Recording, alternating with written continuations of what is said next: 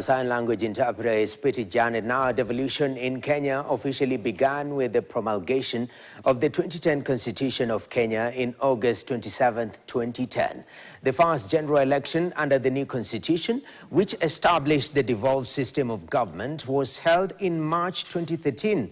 12 years on, Kenya is expected to take stock of devolution hits and misses in the devolution conference that has begun today in Homa Bay County. And now we are joined by our reporter Jesse Rogers, who is attending the conference. Good afternoon, Jesse. What's the latest from Homa Bay?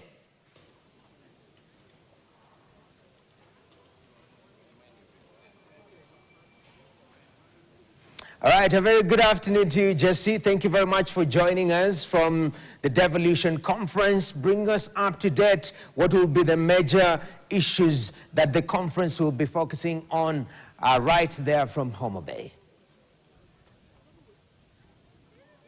Well, a very good afternoon to you, Noah. You know, as they rightly put it, when you go to Rome, you do what the Romans do. So allow me to speak in the local dialect. Koro, idinade. That's simply saying hi. Welcome. We are coming to you live from Homa Bay County, the county that will be hosting this year's Devolution Conference. And as you can see, there's a flurry of activities, beehive of activities right here in Homa Bay County, all in anticipation of the official opening of the conference tomorrow by President William Ruto. The day after, we expect ODM leader Raila Odinga, and on Friday, Deputy President Kithure Kindiki will be gracing this particular conference. Well, right now, we're at the pier right here in Homa Bay, and perhaps my cameraman Nyongesa will be showing you in just but a few. There are a couple of boats that are out in the lake, just ensuring we get those pictures live for you. This is one of the pre-conference activities ahead of the official opening tomorrow. And right here at the pier, many fans have gathered, and as you can see, in deep waters, there are a couple of boats which are meant to be racing. This is one of the pre-conference activities that is ongoing. We've equally seen wrestling that's equally on the itinerary right here. But this is simply a show of what Homa Bay has to offer, not just in terms of the Devolution Conference, but in terms of its culture, its dynamism, in terms of its people. But let me take you back to the Devolution Conference, which will be officially opened tomorrow. This year's theme is centered around equity, inclusion, and social justice, all in a bid to ensure the better forms of governance across the 47 devolved units.